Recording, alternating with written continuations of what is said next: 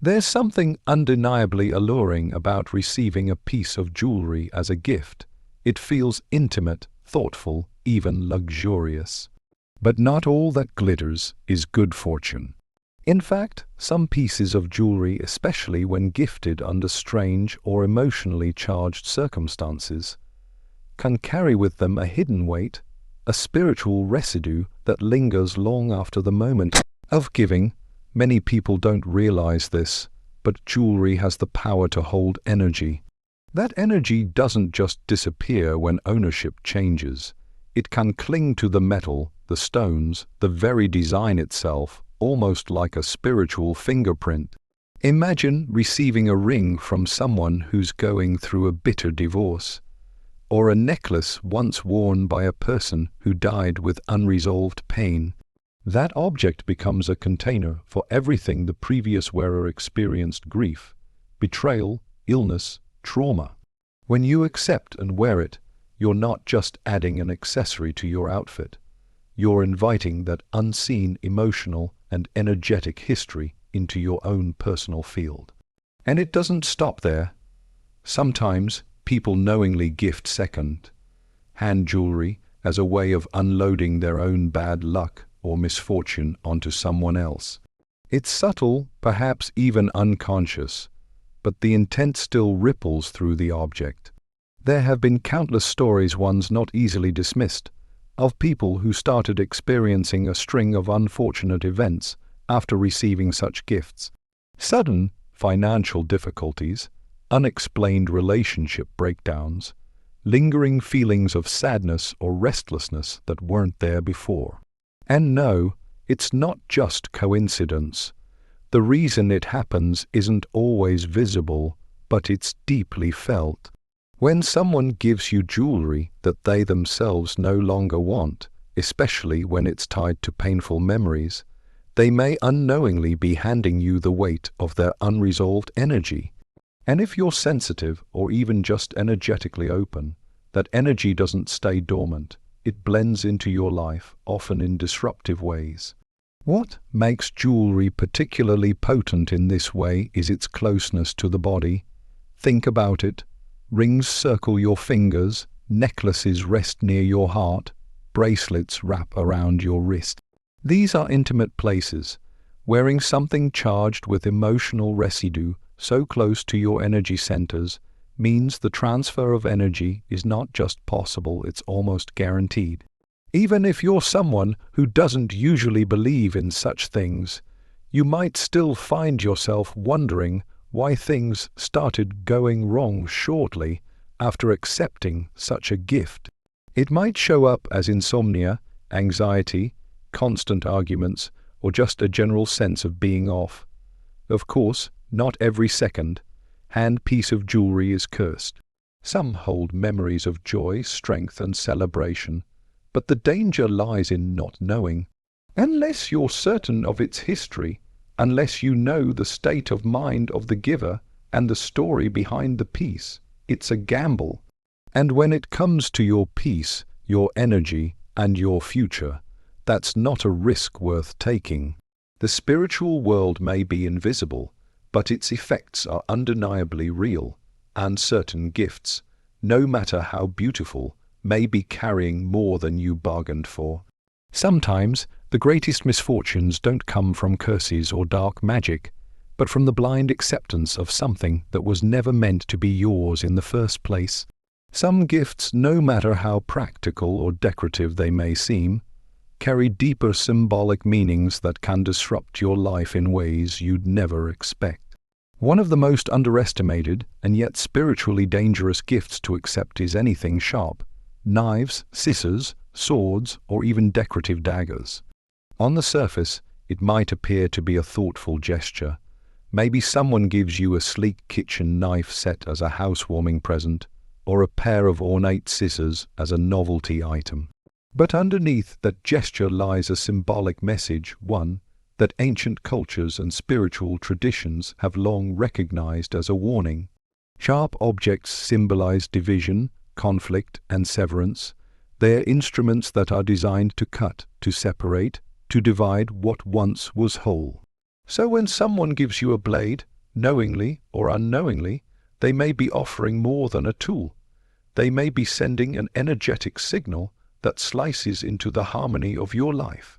Across many cultures, there is a deeply rooted belief that gifting something with a blade can sever the bond between the giver and the receiver. The relationship may begin to feel tense, emotionally distant, or full of misunderstandings soon after such an exchange. And even if the person has good intentions, the object itself carries an energetic blueprint that can't be ignored. Some people report that after receiving a knife or a pair of scissors as a gift, they experienced sudden arguments with loved ones, a decline in trust within relationships, or even the slow unraveling of lifelong connections. The worst part, they usually don't connect the dots.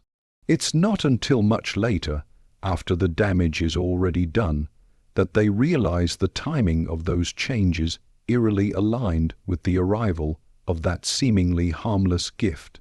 There's an ancient saying in many Eastern traditions, never hand someone a blade with your own hand.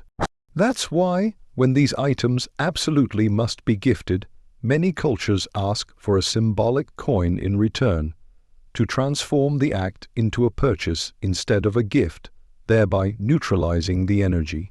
What makes sharp gifts especially risky is that they don't just influence your external relationships. They can also pierce your internal balance. You may begin to feel mentally fragmented, emotionally unstable, or spiritually disconnected. The blade doesn't just cut through physical things. It cuts through the unseen cords that connect you to peace, unity, and flow. It disrupts the energetic integrity of your home. You might find that the space starts to feel more chaotic, more reactive, or heavy. Even your sleep could be disturbed, filled with vivid dreams or unexplained restlessness. Now, skeptics might dismiss this all as superstition. But those who are attuned to subtle energy understand that the objects we allow into our lives are not just material, they are energetic invitations. And when you accept a gift that was designed to cut, you're potentially inviting in conflict, disharmony, and even danger. There's a reason why some spiritual practitioners won't even keep decorative swords in their homes without proper energetic cleansing or ritual placement. Because they know the energy is real, they've seen what happens when that symbolism is ignored. So if you ever find yourself being handed something sharp in the name of generosity, pause. Think twice, ask yourself, is this a blessing or a burden in disguise? Because in this life, protection isn't just about what you say no to. It's about what you never allow to cross your threshold in the first place. It's easy to overlook the significance of a gift when it seems simple or useful, like a wallet, a purse, or a handbag. On the surface, these items are often given with good intentions. A stylish accessory, a token of care, or a gesture of support. But what most people don't realize is that there's a powerful symbolism attached to these kinds of gifts, and accepting them, especially when they're empty, can subtly open the door to bad luck, stagnation, and a cycle of lack that becomes hard to escape. A wall. It is more than just a container for money. It represents financial flow, abundance, and the energetic state of one's relationship with wealth. When someone gives you a wallet that's completely empty, it sends an unspoken message, one that aligns with the absence of prosperity rather than the presence of it. Symbolically, it reflects lack, not just in the physical sense, but in the energetic sense as well. It's like receiving an open door to scarcity and then stepping through it without realizing where it leads. Across many spiritual traditions and old folk beliefs, it's considered extremely inauspicious to gift someone an empty wallet or purse. The item is seen as a vessel of abundance, and when it contains nothing, that emptiness becomes a silent blessing or curse, depending on how it's handled. It may seem like a small detail, but that small void can begin to echo in your real life. After accepting such a gift, some people notice a strange tightening around their finances, bills piling up, money slipping through their hands, opportunities falling through at the last minute. And the pattern keeps repeating, no matter how hard they work or how carefully they plan. What's even more fascinating is that this phenomenon doesn't always start with a dramatic financial collapse. Sometimes it begins with subtle shifts, delays in receiving payments, small unexpected expenses, or a vague feeling of financial insecurity that wasn't there before. And because these signs are quiet at first, they're easy to brush off. But over time, they stack up and begin to drain not just your bank account, but your sense of abundance, your confidence, and your ability to manifest growth. The energy behind the act matters just as much as the object itself. If someone gives you a wallet with joy and kindness, but forgets to include even a small coin or bill, the imbalance still exists. The thought may be warm, but the gesture becomes incomplete. That's why many cultures recommend placing a small amount of money, a coin, a bill, or even a charm inside before gifting it. That token represents the intent for wealth to grow, not to shrink. It sets a foundation of more to come, a quiet prayer for prosperity to follow the receiver. But when you accept an empty vessel, you unknowingly agree to start from zero, with no flow and no momentum. And for spiritually aware individuals, that kind of beginning isn't neutral, it's weighted. It can magnetize situations of repetition, where no matter how much effort is applied, things never quite seem to move forward. You find yourself stuck in survival mode, constantly trying to fill what feels like a bottomless cup. The truth is, everything in this world, especially the gifts we bring into our lives, carries frequency. And whether you realize it or not, the things you accept into your space are shaping your reality every single day. So the next time someone hands you a wallet, a purse, or anything meant to carry value, check what's inside before you say thank you. Because sometimes it's the emptiness of a gift that makes the loudest noise in your future. At first glance, flowers seem like one of the most harmless, beautiful, and thoughtful gifts you could ever receive. They carry a timeless charm, something about them softens the heart, uplifts the room, and signifies care. But not all flowers carry the same energy, and not all floral gifts are rooted in good intentions. Some come with silent messages that don't bring joy, but instead invite sorrow, decay, and spiritual unrest. Among these, black or dried flowers stand out as particularly dangerous, especially when offered without awareness or context. You might think of a bouquet of dried roses as artistic or even nostalgic. Maybe you've received them as a romantic gesture or a decorative piece. But energetically, dried flowers are no longer alive. They are dead. They are remnant symbols of what once was, not what is to come. And when someone gives you a bouquet of dead flowers, they are, knowingly or unknowingly, handing you an object that vibrates with endings, loss, and stagnation. It doesn't matter how aesthetically pleasing it looks. In the spiritual world, beauty without life often disguises energetic heaviness. Black flowers, even when artificially colored or bred for novelty, carry an even more intense vibration. In many traditions, they symbolize mourning, death, farewell, and in some cases, spiritual imbalance. Giving someone black flowers can be interpreted as a symbolic goodbye, the energetic closure of a chapter, or a subconscious wish for decline. It's the kind of gift that may be received with a smile, but can leave a subtle shadow over the receiver's emotional and spiritual state. You may not notice it immediately, but the energy begins to shift. You might feel a strange sadness lingering in your space, or a heaviness that wasn't there before. The atmosphere can grow cold not physically, but emotionally. Suddenly, motivation fades, enthusiasm dims. Life feels like it's playing on mute. This isn't just superstition. It's rooted in the understanding that everything has frequency.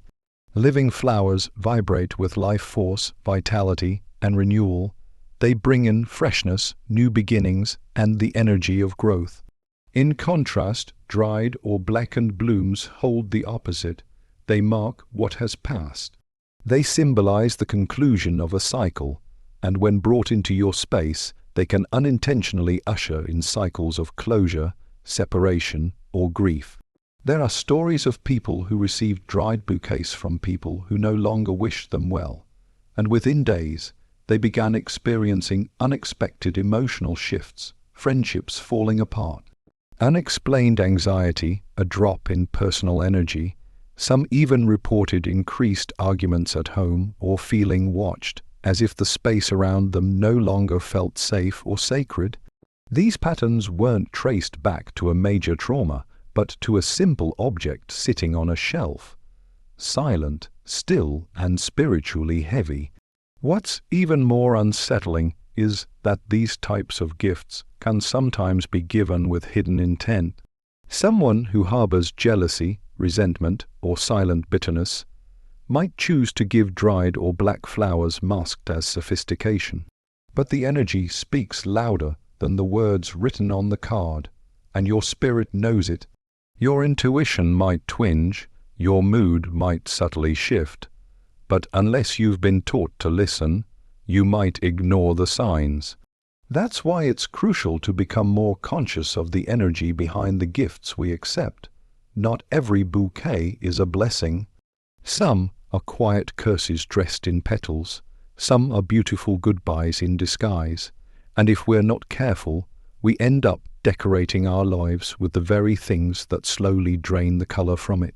So the next time someone offers you flowers that no longer hold life, remember, it's not just about what you see. It's about what you feel long after the petals have settled. There's something mesmerizing about the tick of a clock. The quiet rhythm of passing seconds can feel calming, like a gentle reminder that time is always moving forward. But that same ticking, when tied to the wrong gift, can turn from a symbol of momentum to a haunting count, and one that marks not progress but decline. Gifting someone a clock, a wristwatch, or even a decorative hourglass may seem thoughtful, sophisticated, even sentimental. Yet in many cultures and spiritual circles, these gifts are considered deeply ominous. Why? Because they carry the weight of finality. They remind us not of life, but of its inevitable end. When someone gives you a timepiece, they may be unknowingly sending a message of conclusion, a countdown to something reaching its close. Relationships, phases, vitality, even peace. In Chinese culture, for example, giving a clock is associated with attending a funeral. The phrase for giving a clock sounds nearly identical to attending the end, a deeply negative omen. But it's not just a linguistic coincidence. It's a spiritual truth that has echoed across multiple traditions. Timepieces, as gifts, are rarely neutral. Their presence speaks volumes, whether we listen or not. Imagine placing a gifted clock in your home, not realizing it begins to slowly shape the energy of your space. You start feeling rushed, like there's never enough time. Anxiety creeps in. You're constantly aware of what's ending, deadlines, aging, opportunities slipping away. You may not consciously link this feeling to that seemingly innocent gift, but your subconscious is already receiving the signal. Time is running out. And when that message vibrates in your environment long enough, it begins to affect your reality. You become more reactive, more restless, less present. Instead of living fully, you start preparing for endings you can't quite explain. Watches, in particular, are often given to mark milestones, graduations, anniversaries, new jobs. On the surface, this makes sense, But a watch isn't just about marking time, it's about being bound to it. It wraps around your wrist, a constant reminder of passing moments.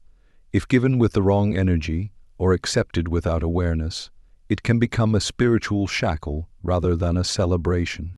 You might find that relationships start to feel strained, as if something is slowly ticking toward a silent finish. Conversations feel shorter, attention spans grow thinner, and emotional closeness begins to fade, not in a dramatic way, but gradually, just like the steady sweep of a second hand. The most unsettling part is that this energy doesn't always arrive with bad intentions. Sometimes the giver means well. They see the gift as elegant, as useful, but spiritual impact doesn't rely on intention alone. It responds to symbolism. And time, as a symbol, is powerful. It reminds us of mortality, of decay, of the one thing we can never get back. When you bring that symbol into your life without anchoring it with positive energy or protective intent, it begins to shape your reality from the inside out. You may even begin to feel that certain goals slip just out of reach, as if you're always one step too late. Not because you're unworthy, but because the energy surrounding you whispers that time is against you. Some people, after receiving a gifted clock or watch, report dreams of running out of time or of losing track of important things. Others find that communication with the person who gave it starts to diminish. In the worst cases, people experience abrupt ends to things they had hoped would last. It doesn't always happen right away. Sometimes it's weeks, months, even years later, but eventually the countdown completes and something falls away. This is why spiritual awareness matters, even in the smallest exchanges. Because sometimes it's not the loudest gifts that disrupt your life. It's the quiet ones, ticking in the background, marking the end of something you didn't even know was ending. Animal imagery has always held a deep symbolic power across cultures, mythologies, and spiritual beliefs. From ancient to modern times, statues or portraits of animals have been seen as more than just decorative pieces. They're often viewed as guardians, messengers, or spiritual mirrors. But while some animal representations bring protection or wisdom, others carry a kind of volatile energy that, when gifted, can introduce imbalance and emotional unrest.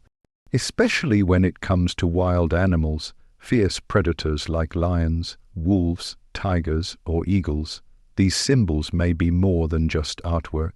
They may be energetic anchors for chaos, aggression, or hidden spiritual battles.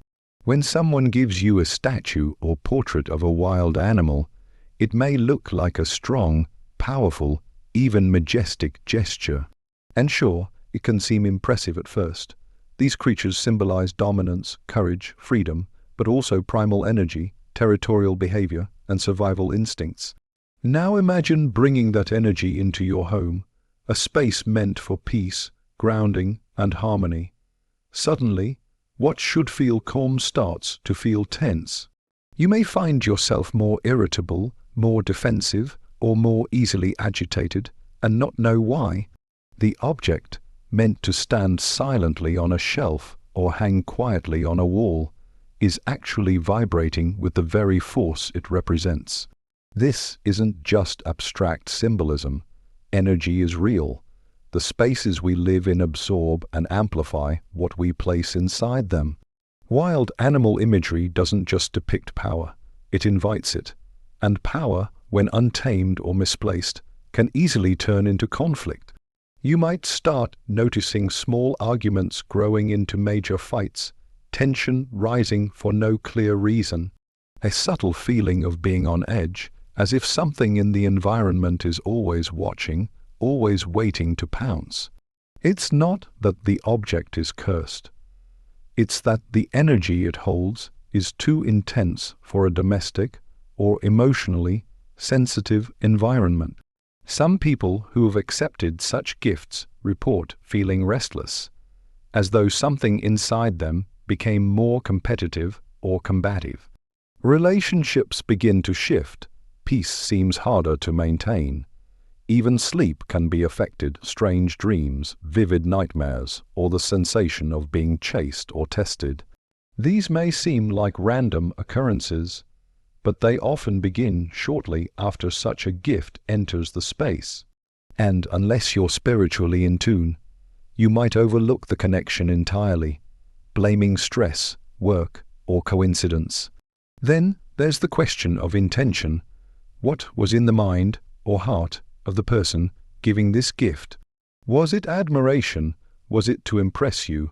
Or was there an unspoken tension, a passive challenge, a hidden rivalry? Because gifts, especially symbolic ones, often reflect not just the object, but the energy of the giver. A person who feels threatened by you might gift a lion not as a blessing, but as a challenge. Someone envious of your peace might hand you an eagle not for inspiration, but to unground you with a force that keeps you hovering and unsettled. It's important to understand that not every symbol belongs in every space. A home is a sacred container, and every item inside it contributes to its energetic frequency. When you allow wild animal energy into that space without clear intent or spiritual cleansing, you may be surrendering the harmony of your environment to forces that demand dominance, alertness, and control. And in time, that kind of energy wears on the soul. It pushes out stillness. It replaces comfort with vigilance. So the next time someone hands you a statue or portrait of something powerful, don't just ask, "Is it beautiful?" Ask, "Is it meant for me?" Because some gifts carry more than art. They carry an invitation to a battle you never asked to fight.